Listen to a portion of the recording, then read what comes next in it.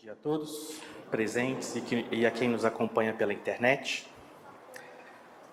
Um camponês voltava de um dia de trabalho na colheita de grãos e, vindo pelo caminho carregando a sua sacola de grãos, de repente, vê aproximar-se uma carruagem de estrelas. E, admirado com a visão, percebe que essa carruagem de estrelas para ao lado dele e ele vê que quem desce da carruagem e se dirige a ele é ninguém menos que o Senhor da vida, o soberano Criador de tudo no mundo e no universo. Admirado, ele percebe que o Senhor da vida lhe estende a mão com um sorriso e lhe pede uma ajuda. E naquele misto de deslumbramento ali, encantado pela visão que ele estava tendo, da visita que ele estava recebendo, mecanicamente ele coloca a mão na sua sacola de grãos, retira um grãozinho e entrega ao Senhor da vida, que, agradecido, despede-se, se afasta e segue adiante com a sua carruagem. Voltando a si, desse momento assim admirado, num momento bonito de encontro com o Senhor da vida, o camponês começa a perceber que da sua sacola saiu uma suave claridade. Algo parecia despontar ali da sua sacola. Ele abre a sacola e observa que exatamente um grãozinho do mesmo tamanho daquele que ele entregou ao Senhor da vida retornou à sua sacola na forma de um grãozinho de ouro. E daí ele exclama: louco que fui, por que não dei tudo o que eu tinha ao soberano, ao Senhor da vida? Essa historinha, esse conto, é de autoria de Rabindranath Tagore, que foi um romancista indiano. Ele nasceu em 1861, em Calcutá, na Índia, desencarnou em 1941, foi prêmio Nobel de Literatura, e esse conto em particular foi escolhido por Irmão X na obra Cartas e Crônicas, psicografado pelo Chico Xavier, para compor a dedicatória da obra. E é uma história muito bonita, porque ela carrega consigo uma mensagem que é muito pertinente para nós, espíritas, porque já imaginaram, vamos imaginar por alguns instantes, os nossos amigos espirituais, irmãos nossos que já estão desencarnados.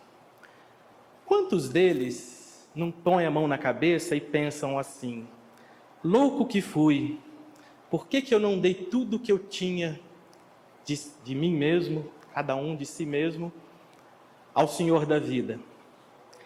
E aí, a gente que estamos encarnados aqui ainda, a gente não está ainda do lado desencarnado, do lado de lá da vida. A gente ainda tem chance de dar ao Senhor da vida o que a gente tem no nosso íntimo de bom.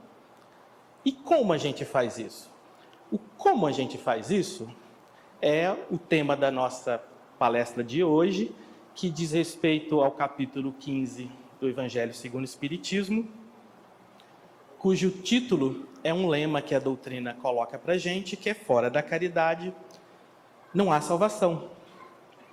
A doutrina apresenta para a gente esse lema como uma importante postura, atitude, conduta que a gente deva ter para a gente adquirir essa verdadeira paz, felicidade que a gente almeja no sentido espiritual. E a gente vai ver, vou até citar um trecho das palavras de Jesus, que essa história, essa crônica do Rabindranath Tagore se encaixa perfeitamente com o ensinamento de Jesus. E em seguida, nós vamos aproveitar o que é que a doutrina espírita oferece para a gente de orientação sobre como praticar a caridade. O que é praticar a caridade, qual o seu alcance, quais as orientações que os bons espíritos nos trouxeram a respeito de como a gente tirar de dentro do nosso íntimo o bem para a gente distribuir ao Senhor. Então vamos primeiro, vou colocar aqui uma citação das palavras de Jesus. Isso está lá em São Mateus, no capítulo 25, versículos entre 31 e 46. É uma história, uma passagem que Jesus compara a salvação com um rei que coloca à sua direita os justos e à sua esquerda os injustos. E aí vamos ler junto esse trecho, porque esse trecho vai lembrar a gente, tem a frase contida nesse trecho, lembra a gente dessa passagem de Jesus. No momento, então, dessa passagem, vamos ler junto, né?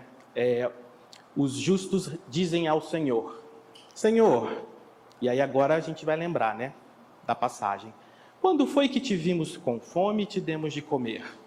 Ou com sede e te demos de beber? Quando foi que te vimos sem teto e te hospedamos? Ou despido e te vestimos? E quando foi que te soubemos doente ou preso e fomos visitar-te? Aí o rei lhes responderá, na historinha, né, que Jesus conta. Em verdade vos digo, todas as vezes, vou falar a terceira vez, todas as vezes que isso fizestes a um destes mais pequeninos dos meus irmãos, foi a mim mesmo que o fizestes. Então vamos lembrar da história do Tagore, do camponês. O Senhor da vida estende a mão e pede algo para si.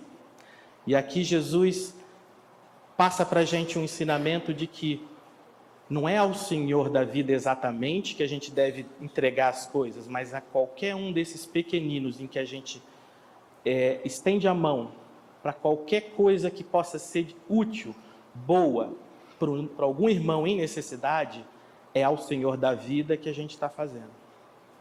Então, daqui dessas palavras de Jesus, a gente já percebe que dar de nós ao Senhor da vida, nada mais é que dar de nós do que a gente tem de melhor para ajudar, amparar, socorrer, tornar feliz a vida do nosso próximo. E como a gente faz isso? Qual o alcance? Quais são as múltiplas maneiras de se dar de nós mesmos ao próximo? A doutrina espírita ajuda a gente a entender. E aí vamos ver o que a doutrina espírita nos diz. Antes, alguém poderia perguntar, mas isso não é algo do Evangelho? Não deveríamos apenas ler as frases de Jesus? O que o Espiritismo teria de autoridade para nos orientar? É importante conhecer a orientação da doutrina? Aí eu vou usar um argumento de autoridade. O que é um argumento de autoridade? Eu vou chamar para opinar, vou destacar aqui uma frase de um autor espiritual, um irmão que foi espírita, mas atualmente desencarnado, cujo nome é de profundo respeito em nosso movimento, Bezerra de Menezes.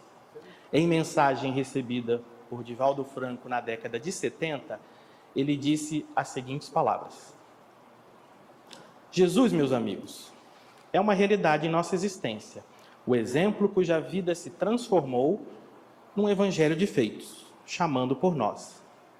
Necessário em razão disso, então, na opinião de Bezerra, que é uma opinião respeitável em nosso movimento, necessário em razão disso, aprofundar o pensamento na obra de Kardec para poder viver Jesus em toda a plenitude. Uma opinião muito séria. O que Bezerra está querendo dizer para a gente é que se a gente dedicar tempo da nossa vida no estudo e compreensão da doutrina espírita, a gente vai descobrir como praticar os ensinamentos de Jesus de modo mais profundo.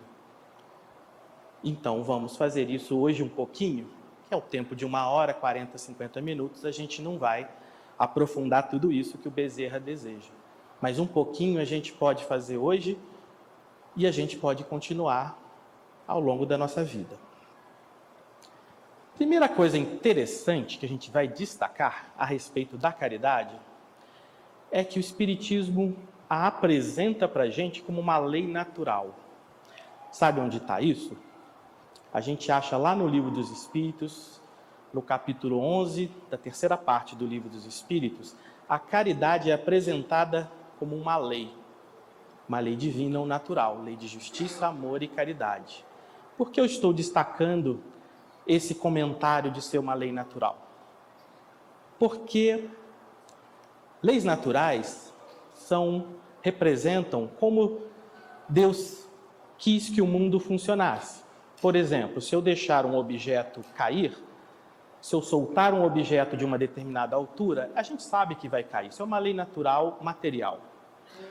A gente sabe que o nosso corpo físico, se a gente não se alimentar, se a gente não cuidar do nosso corpo físico, a gente pode adoecer e vir a morrer. O corpo físico nosso pode morrer se não for bem cuidado. Isso decorre de leis naturais, materiais. Ao colocar a caridade como uma lei natural, os Espíritos estão passando para a gente que a caridade é mais do que meramente uma orientação religiosa de conduta. Faz parte da natureza. Assim como a gente deve se alimentar para que o corpo não adoeça, a caridade é uma necessidade para que a nossa alma, o nosso espírito, encontre felicidade, encontre paz. É mais do que só uma recomendação ou um lema. Está na natureza. E aí, essa pergunta que a gente faz, por quê?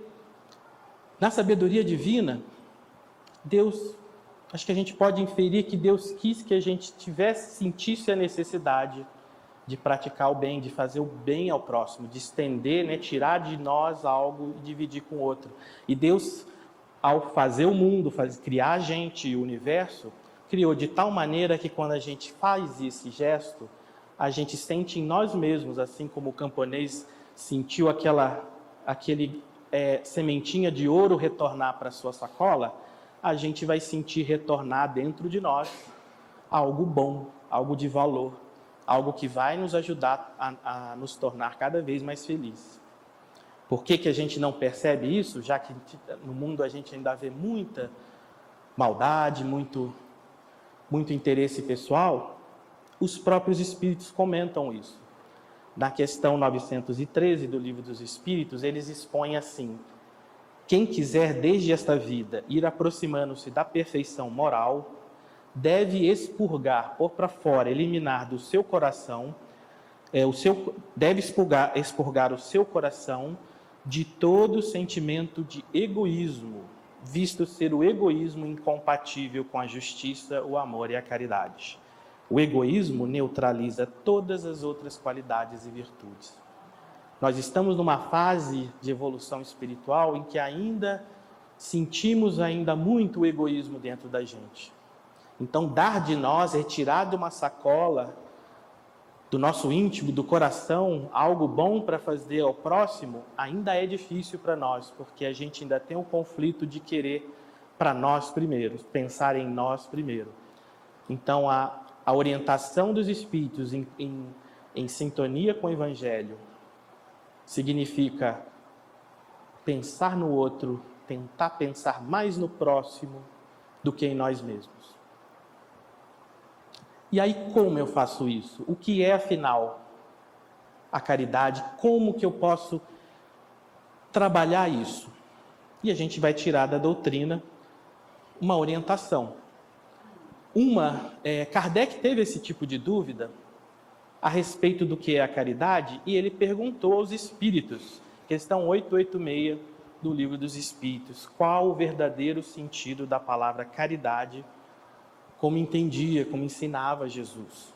E os bons espíritos responderam numa frase simples, 3 coisinhas, simples, de ler pelo menos: benevolência para com todos, indulgência para as imperfeições dos outros, perdão das ofensas.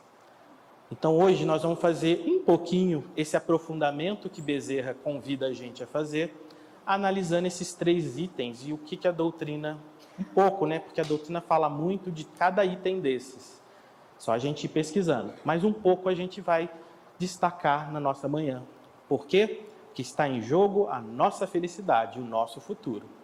É uma lei natural, como a gente aprende com os espíritos, e a falta, deixar de praticar a caridade, faz mal à saúde espiritual, digamos assim. Então vamos ver, pela doutrina, como é em detalhes trabalhar cada um desses itens. O primeiro deles, a benevolência para com todos. Lá no capítulo 11 do Evangelho segundo o Espiritismo, o título é Amar ao Próximo como a Si Mesmo, tem uma mensagem que Kardec transcreve dos Espíritos, é sobre a caridade para com os criminosos, E um trecho dessa mensagem a gente vai ler junto e nós vamos refletir juntos. O trecho começa assim: que a verdadeira caridade não consiste apenas na esmola que a gente dá. Não consiste apenas. É também dar uma esmola. O que é uma esmola? Uma ajuda a quem tem mais dificuldade material do que a gente, está precisando de comer, está precisando de algum tipo de ajuda material. É uma forma de caridade? É, mas não consiste apenas. E mais, nessa mensagem dos Espíritos, eles dizem assim: nem mesmo nas palavras de consolação que a gente adiciona ao gesto da esmola. Uma pessoa nos para no sinal, pedindo ajuda. A gente às vezes às vezes a gente dá, às vezes a gente não dá, depende do nosso critério, não tem problema.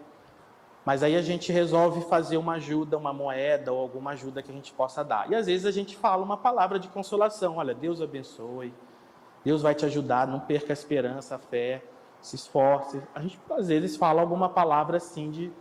O que nessa mensagem o Espírito está dizendo? Que a caridade não é só isso, é isso também. É essa ajuda material junto com uma palavra de ânimo, de apoio, de consolação. Mas não é só isso. Então tem mais coisas. Se não é apenas isso, tem mais coisa que a gente pode fazer. E aí o que é que o Espírito vai dizer para a gente? Olha, ele reafirma: não é apenas isso que Deus exige de nós.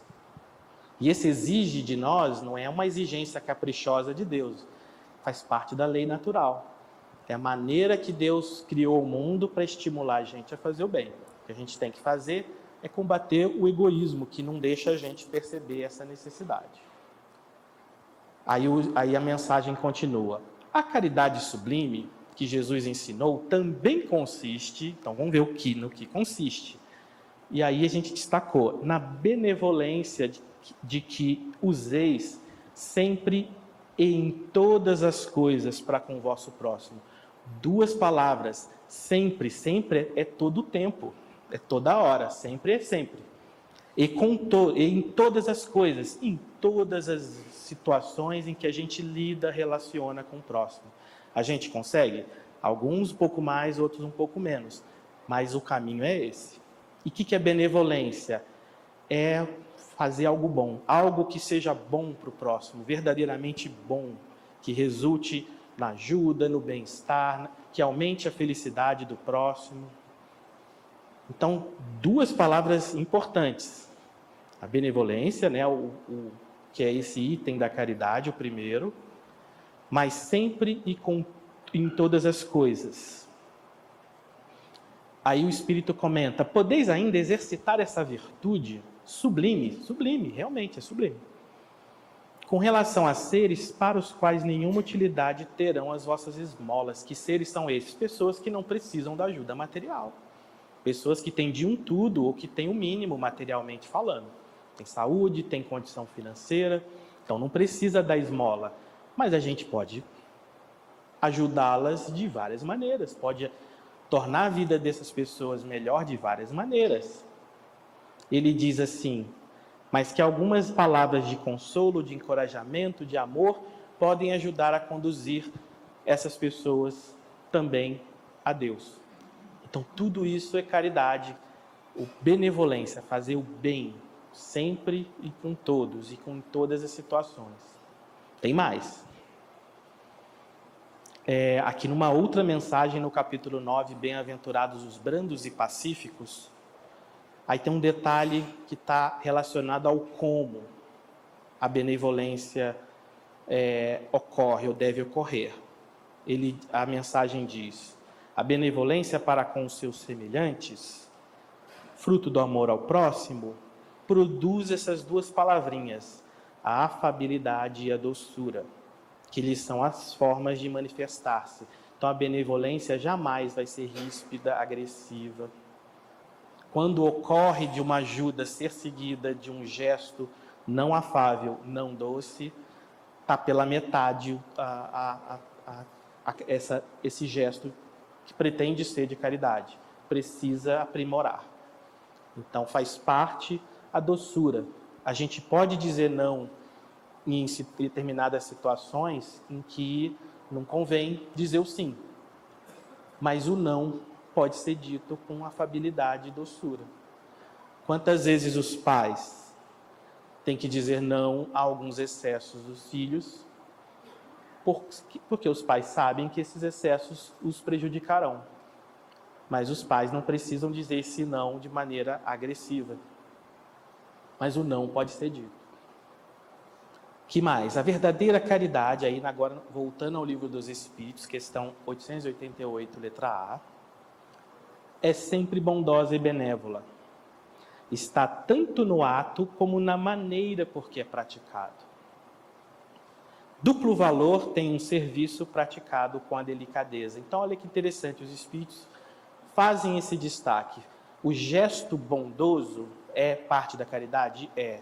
Aquilo que vai ajudar a tornar a vida do nosso próximo um pouquinho melhor. Mas a forma como a gente realiza isso também é importante, também faz parte da caridade.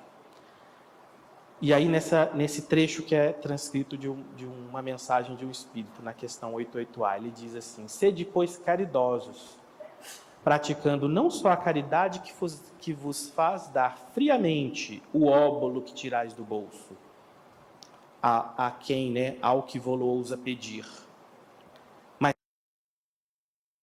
mas a que vos leve ao encontro das misérias ocultas. Aqui um detalhe a mais.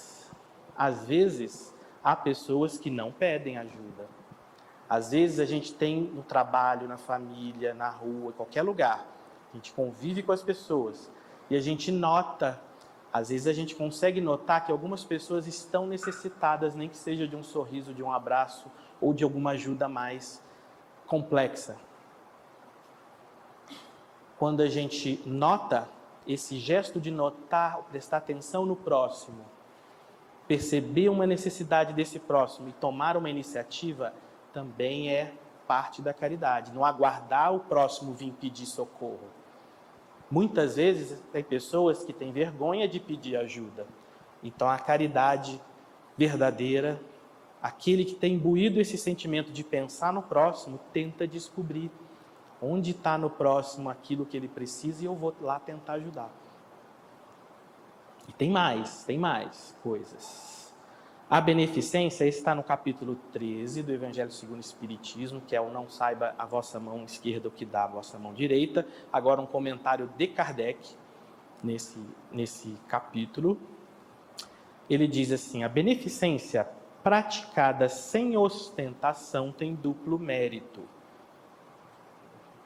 Além de ser a caridade material e a caridade moral, visto que resguarda a suscetibilidade do beneficiado. Então esse é um cuidado que aquele que pensa no próximo tenta ter. Eu vou ajudar o meu próximo, mas eu não posso humilhá-lo. Tem que fazer de um jeito que ele não se sinta envergonhado. Tentar transformar uma esmola em serviço, isso está no Evangelho, é um gesto importante de caridade, mais do que a coisa em si, porque ajuda a resguardar a pessoa, o seu sentimento próprio da pessoa, o amor próprio da pessoa que está necessitada. Kardec diz: a verdadeira caridade, ao contrário, é delicada e engenhosa no dissimular o benefício. Então é caridade a gente pensar uma maneira de ajudar o próximo sem que o próximo sequer perceba que está sendo ajudado. Essas são sutilezas da caridade que requer de nós o quê? O estudo, a reflexão, o planejamento. Quantos trabalhos de grupos, assim, de instituições que fazem direitinho o apoio, o socorro a determinado tipo de problema social, pessoal ou de saúde, e envolve preparo, estudo, análise. Então isso também é caridade. E isso é interessante da gente observar, porque a gente quer ajudar o próximo, a gente tem amor, quer ajudar o próximo, mas se preparar para ajudar o próximo também é parte do como fazer a caridade. Por exemplo, eu não tenho formação em medicina. Alguém passa mal em algum lugar, perto de mim, eu no máximo vou conseguir chamar a ambulância ou ligar para um socorro. Mas eu, por mais amor que eu possa ter pelo companheiro, a pessoa que esteja se sentindo mal, eu não consigo socorrer. Agora, um médico que não precisa nem ter religião, mas que sabe socorrer, vai poder ajudar, auxiliar e salvar uma vida de passar mal ou de vir até a desencarnar. Então, a gente tem na doutrina espíritas, né, a recomendação de espírito de verdade, lá no Evangelho segundo o Espiritismo. Amai-vos, o primeiro ensinamento. Mas o segundo, instruí-vos. E o que é instruí-vos? Está ligado a essa palavrinha, a essas palavrinhas que a gente encontra no estudo de Kardec, da doutrina. Porque ela elas sugerem a gente um preparo, que a gente se prepare. Não vá só de coração, com a raça e com o coração na atitude. Às vezes o momento pede que a gente vá com a raça, com o coração e com a boa vontade. Mas um planejamento de uma atividade que seja de benefício a um grupo de pessoas requer estudo, planejamento, repetindo a palavra.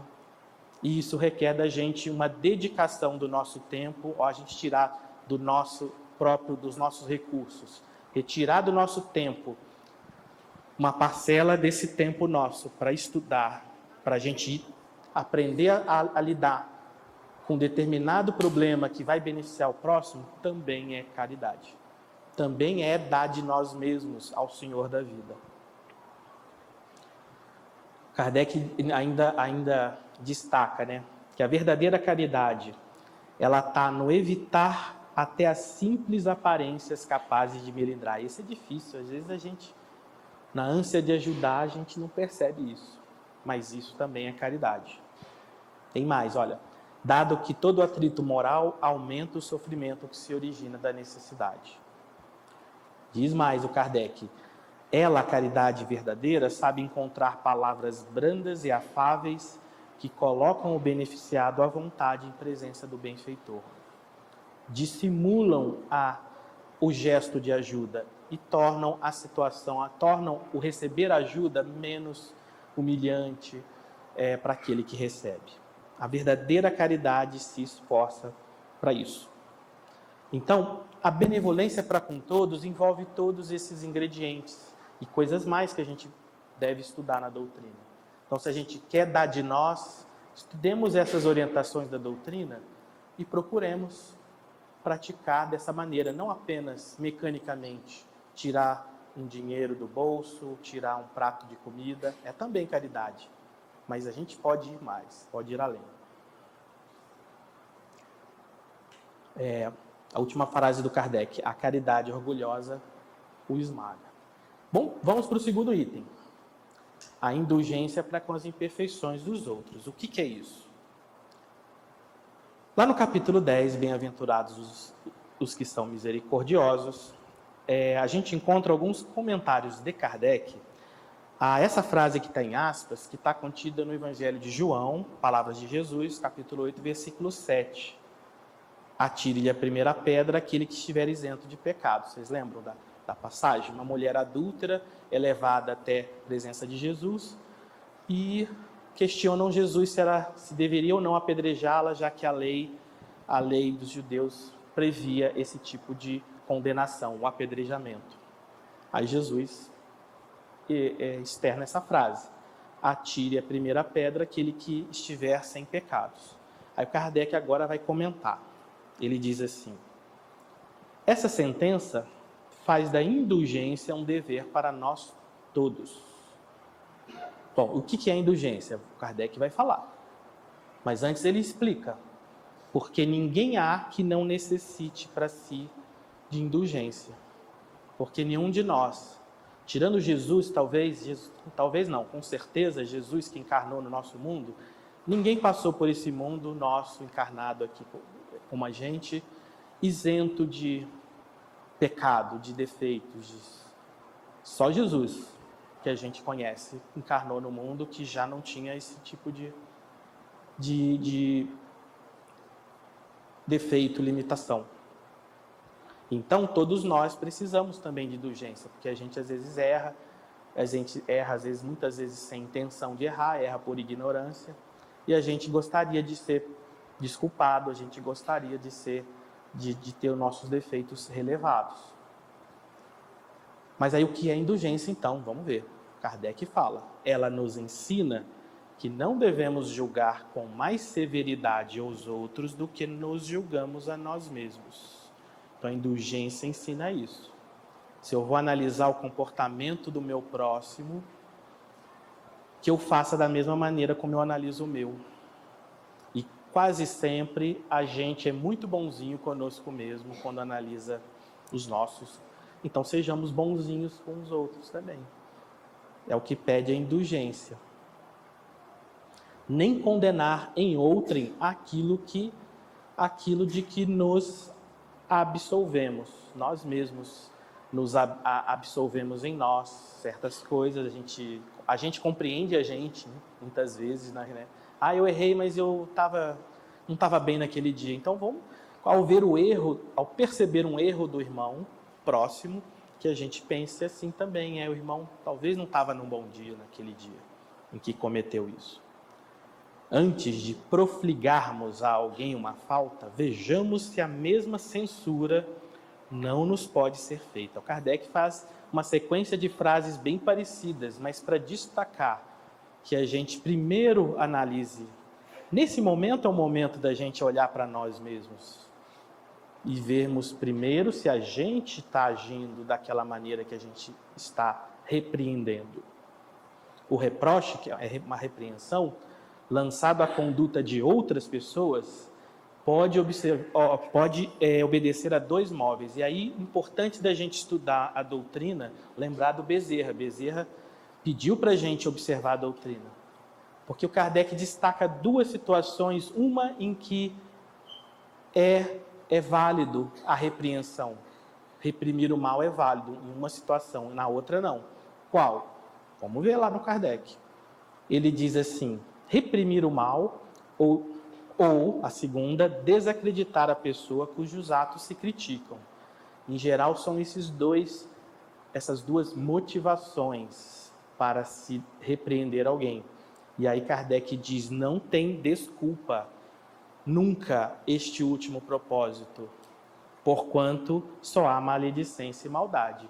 Eu perceber o erro de um irmão próximo de mim e eu repreendê-lo, divulgá-lo só para desacreditar a pessoa, é falta de caridade, é falta desse item que é item de caridade, que é a indulgência. Agora o Kardec diz, o primeiro pode ser louvável. Então reprimir o mal quando é necessário pode ser louvável. E constitui mesmo em certas ocasiões um dever. Vamos lembrar de novo os pais educando os filhos. Os pais percebendo uma conduta, uma prática ou uma palavra inadequada, deseducada, desequilibrada, é dever dos pais buscar a correção. Agir de maneira cristã, claro, fraterna, amorosa, mas agir, não deixar de educar o seu filho. Aí é uma situação em que reprimir o mal é caridade. É algo que vai ter uma consequência boa para esse ser. E por que pode ser louvável? Nas palavras de Kardec, porque um bem daí vai resultar. Ninguém gosta de ser chamado a atenção, eu não gosto, acho que ninguém gosta de ser repreendido em alguma coisa que agiu ou fez. Mas se disso resultar em algo bom, um professor na escola que repreende uma conduta ou uma fala de um aluno para uma pergunta do colégio, do aprendizado, um professor que diga não, isso está errado, ele não está educando, ensinando e vai explicar o conteúdo correto, isso não vai produzir um bem que é o conhecimento correto? Então, às vezes, reprimir o mal, é o que o Kardec está dizendo, pode ser adequado, porque um bem deverá daí resultar. E porque, a não ser assim, jamais na sociedade se reprimiria o mal. Na sociedade a gente não tem leis que regem o comportamento equilibrado e a gente não tem setores da sociedade que buscam controlar os excessos e o abuso e o desrespeito às leis, senão a gente não viveria em sociedade de modo harmônico. Não cumpre, aliás, Kardec perguntando, ao homem auxiliar o progresso do seu semelhante? Então isso também faz parte a gente ajudar uns aos outros. E algumas pessoas às vezes têm uma visão melhor do que pode ser um benefício para todos. E pode atuar orientando. Dentre essas orientações, pode haver uma que é reprimir ou repreender o mal. Tem mais, Kardec fala um monte de coisa. Importa, pois, não se tome em sentido absoluto. Olha que interessante essa frase do Kardec. Este princípio, não julgueis se não quiserdes ser julgado, porquanto a letra mata e o espírito vivifica. Olha que curioso, porque nós espíritas escutamos com uma certa frequência aquela frase, não julgue, porque é para não sermos julgados da mesma maneira. Mas o Kardec está sugerindo nessa frase, lá no capítulo 10 do Evangelho segundo o Espiritismo, que a gente não tome tão ao pé da letra. De fato, ficar olhando defeito, procurando defeito nos nossos irmãos para ficar condenando, para ficar desacreditando, isso é falta de caridade. Mas deixar de ver o mal onde o mal existe também pode ser pernicioso ao grupo, a todos. Pode ser necessário a gente olhar, perceber, mas esse julgamento aí junta com a benevolência, que tem que ser afável, tem que ter afabilidade e doçura. Se for necessário uma repreensão ao que está acontecendo de mal, que seja feita com afabilidade e doçura, com fraternidade, com diálogo, nunca com humilhação, e de uma maneira que tente dissimular o benefício, que a pessoa nem se sinta ofendida e magoada. Esse é o desafio nosso de praticar a caridade. É como a gente faz, às vezes em momentos como esse, que precisa fazer uma orientação em dizer o não, sem magoar. Jesus disse, seja o seu dizer sim, sim, para as coisas boas, e não, não, para o que não é bom. O sim, sim é fácil dizer, o não, não é o desafio que a gente tem para a prática, na prática da caridade. Lá no Livro dos Espíritos tem a questão 642 que fala assim, essa é uma questão danada, porque Kardec pergunta aos Espíritos, para agradar a Deus e assegurar a nossa posição futura, nossa felicidade, bastará que a gente, que o homem, nós, não pratiquemos o mal?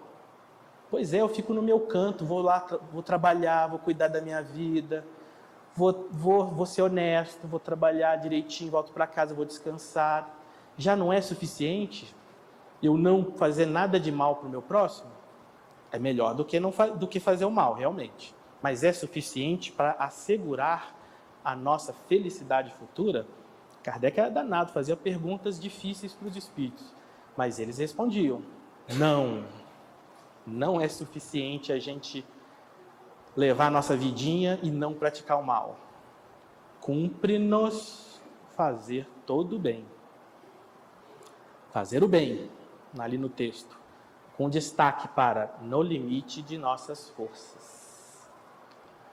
Porquanto nós responderemos por todo o mal que haja resultado de não haver praticado o bem. Então, isso lembra a seguinte palavra para a gente, omissão.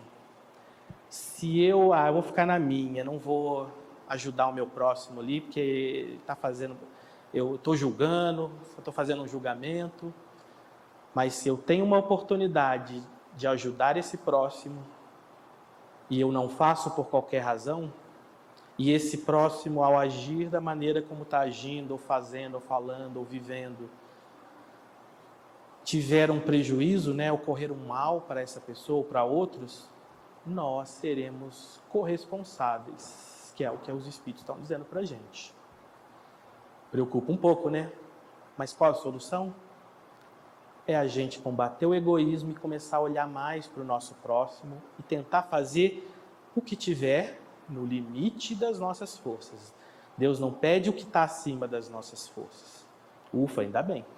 Então a gente vai no nosso ritmo, na nossa capacidade, mas que a gente vá, que a gente não deixe de fazer. Então é uma questão importante para a gente refletir. Ainda indulgência, agora uma mensagem de um espírito no capítulo 10, bem-aventurados que são misericordiosos. O espírito diz, a indulgência não vê os defeitos de outrem, e se os vê, evita falar deles, divulgá-los. Essa é a postura de quem não quer desacreditar o próximo, de que não quer, por nenhum motivo que não vá ter nenhuma consequência boa, destacar o mal. Ao contrário, ainda ao contrário, oculta-os a fim de que não se tornem conhecidos senão dela mesma. Às vezes a gente tem como conversar com a pessoa, conversemos. A gente tem uma proximidade, vamos conversar, vamos tentar orientar, expor com respeito o que a gente pensa. Se a pessoa aceitar bem, se não aceitar, tudo bem. Mas se aquilo de mal só ela prejudica, a parte nossa está feita. Não vamos sair por aí, olha, tal pessoa fez tal mal, em nome de condená-la, de expor a pessoa publicamente. Isso é falta de caridade. E diz mais a mensagem: se a malevolência descobre essas falhas do irmão, a pessoa que tem a indulgência, que está prestando atenção à indulgência, ela ainda tenta amenizar, tendo sempre pronto uma desculpa, não uma desculpa negativa, mas uma maneira de amenizar aquela acusação. Mas é uma pessoa se esforçada, é uma pessoa que está aprendendo, ela vai conseguir.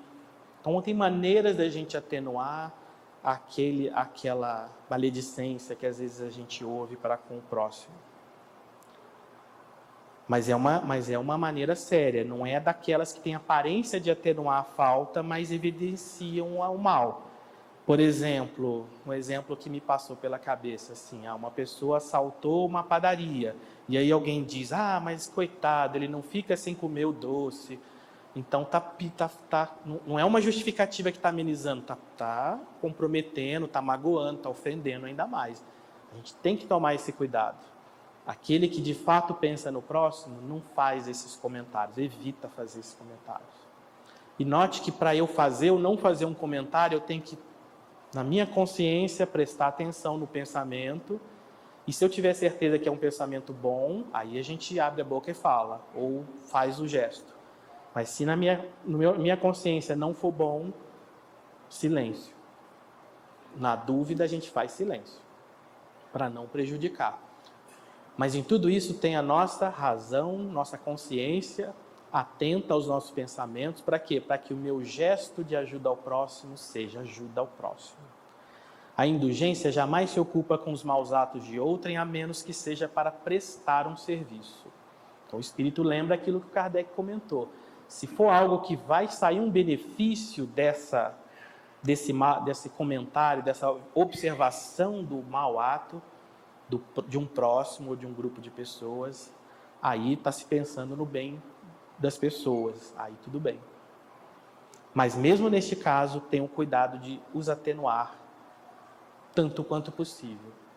Assim como a gente gostaria que, se fosse a gente que estivesse causando ou praticando o ato ruim, mal, que tivessem para conosco esse tipo de caridade. Não faz observações chocantes, não tem nos lábios censura, mas conselhos. Então, são maneiras sutis de realizar ajuda sem magoar. As mais das vezes veladas. Algo velado é algo encoberto, sutil, dissimulado, disfarçado, para não ressaltar a dificuldade do companheiro. E aí o Espírito diz uma coisa que a gente às vezes esquece: sede, pois, severos para conosco mesmo. Sejamos severos, estou lendo na nossa pessoa a mensagem. Sejamos severos para conosco mesmo e indulgentes para com os outros.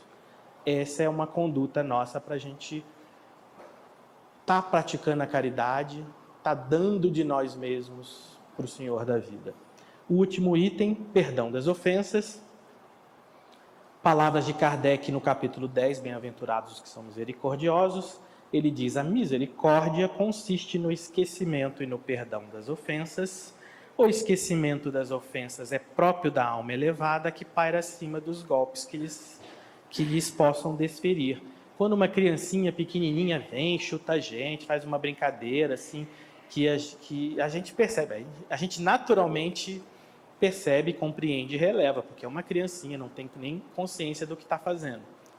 Então, a gente estando numa posição acima da circunstância, a gente releva, a gente nem se magoa, nem se ofende, nem fica chateado, aborrecido. O Evangelho pede para a gente tentar agir assim com relação às ofensas mais sérias que a gente possa sofrer por qualquer razão do nosso próximo. Há, porém, duas maneiras de perdoar. E Kardec lembra, uma grande, nobre, verdadeiramente generosa, sem pensamento oculto, que evita com delicadeza ferir o amor próprio. Olha a preocupação, tanto quando fala de indulgência quanto do perdão. A preocupação em magoar o próximo. Isso é item de série necessário, presente ao se falar de caridade. Mesmo quando o agressor realmente não agiu de maneira... está bem claro que ele não agiu da maneira correta, que não tem uma justificativa.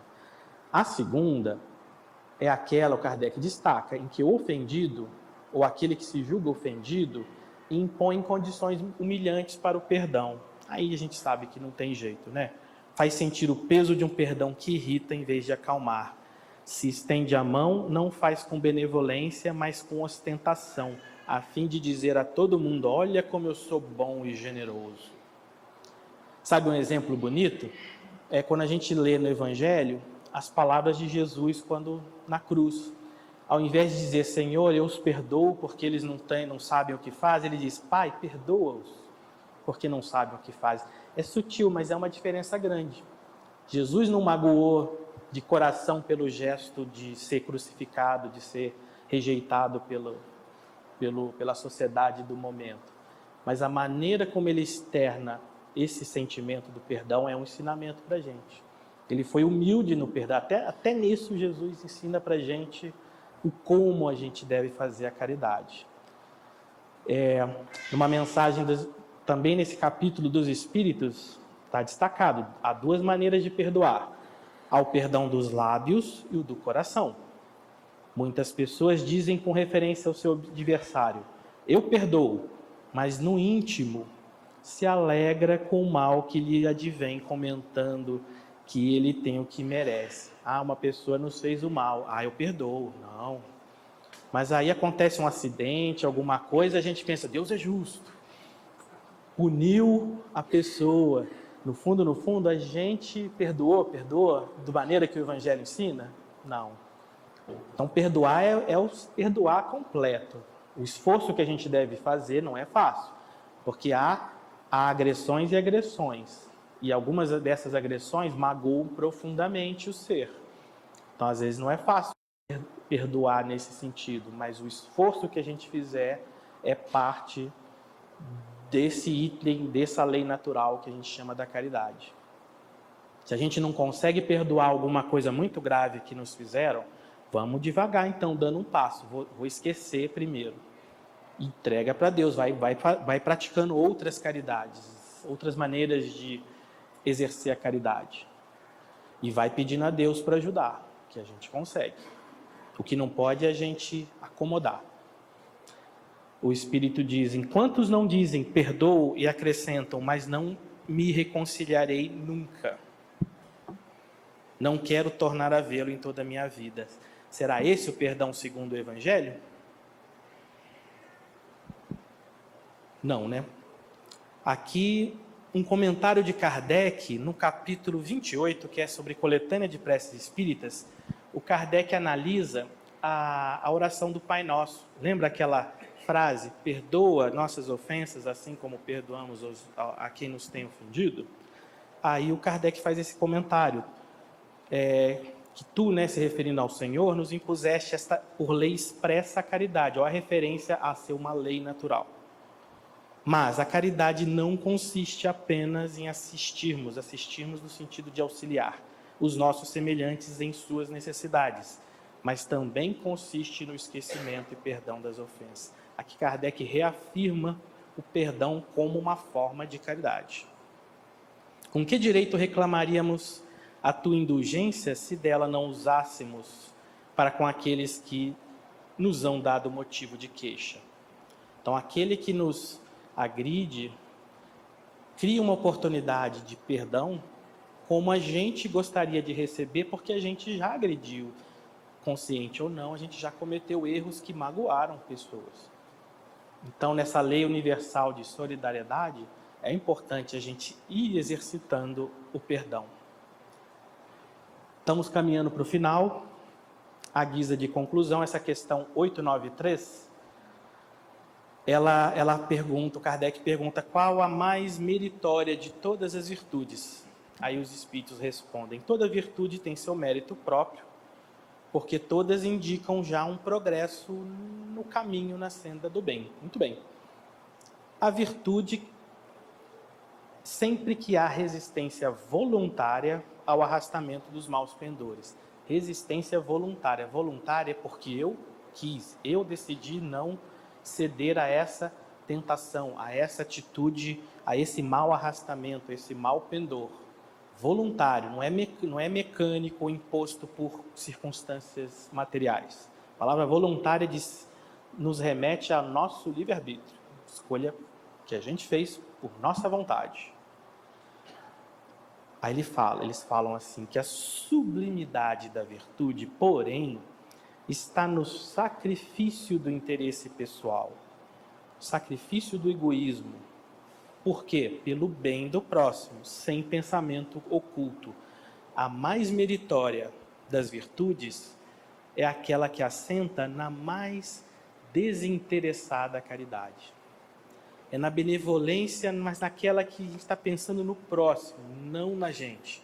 Eu vou fazer caridade porque eu vou para o céu, porque o Evangelho ensina que o Espiritismo tem como lema, fora da caridade não há salvação. Bom, fazer a caridade pensando nisso já é melhor do que não fazer, mas ainda não está completo o aprendizado. Quando a gente aprender a fazer o bem ao próximo, porque está pensando no próximo, porque quer ver o próximo feliz, aí a gente pode ter certeza que a gente está no caminho certo. Vou dar um exemplo, uma historinha bem rápida de uma pessoa que viveu entre o século 19 e 20, que é o Mahatma Gandhi, e tem uma história bonita, simples, e que destaca essa questão do sublime da virtude, que é pensar no próximo. Aqui é uma figura dele, ele nasceu em outubro de 1869, por pouco que ele não é contemporâneo de Kardec, que desencarnou, vai completar agora no fim do mês, dia 31 de março, é aniversário da desencarnação de Allan Kardec. Gandhi nasceu em outubro desse mesmo ano, em Porbandar, na Índia. E a gente sabe um pouco da história. Gandhi, através de uma proposta de paz, de reivindicar direitos, mas de maneira respeitosa, sem conflitos, sem pegar em armas, conseguiu, só com essa mensagem de paz, de fraternidade, libertar um país inteiro de uma colonização que a Índia sofria da Inglaterra. Então não era qualquer espírito, não. Ele realmente era um espírito já avançado, que, em nome de paz, da fraternidade, produziu algo muito bom para o seu país, para o seu povo. Mas o exemplo que eu quero dar é um simples. Aqui uma outra figura, né? Se vê o Gandhi, ele era sempre muito humilde, ele mesmo tecia sua própria roupa, e eu queria que vocês prestassem atenção nos pés dele, dá uma olhada nos pés dele. Aí eu achei na internet uma figura das sandálias que o Gandhi usava, e o exemplo que eu quero destacar tem esse nome. Se a gente procurar na internet, a gente acha Sandálias de Gandhi. É contada por uma pessoa que eu não achei muita informação, só achei que essa história é contada por uma pessoa de sobrenome Fadman, mas a história é bem simples. Gandhi utilizava muito, ele ia visitar os vários estados, as regiões do país da Índia, e ele utilizava o transporte de trem. Numa das vezes, ele foi subir no trem, o pé bateu na escada, no degrau do trem, e um dos pés do chinelo dele, das sandálias, caiu. E o trem começou a se deslocar.